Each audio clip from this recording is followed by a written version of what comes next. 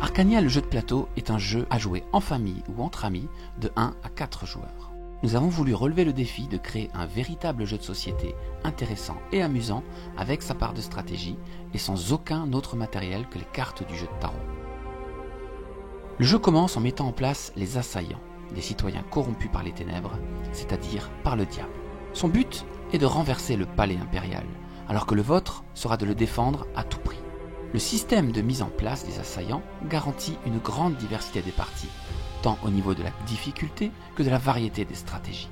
En effet, il sera presque impossible d'avoir deux parties strictement identiques. Le jeu reprend la géographie de l'univers d'Arcania. Au nord se trouve la région d'Almarc, la région de l'eau et du froid. Au sud, les étendues de Belcor, la région du feu.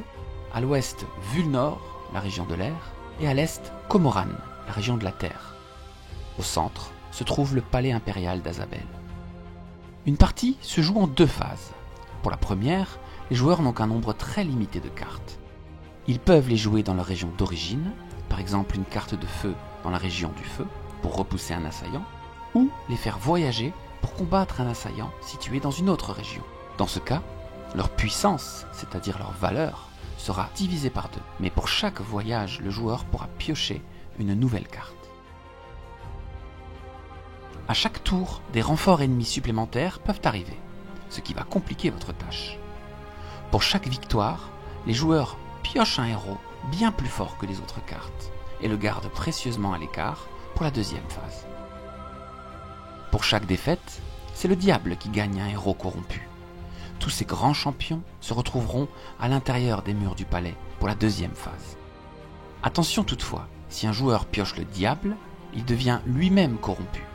Et son objectif sera alors d'aider secrètement les ténèbres à renverser le palais impérial.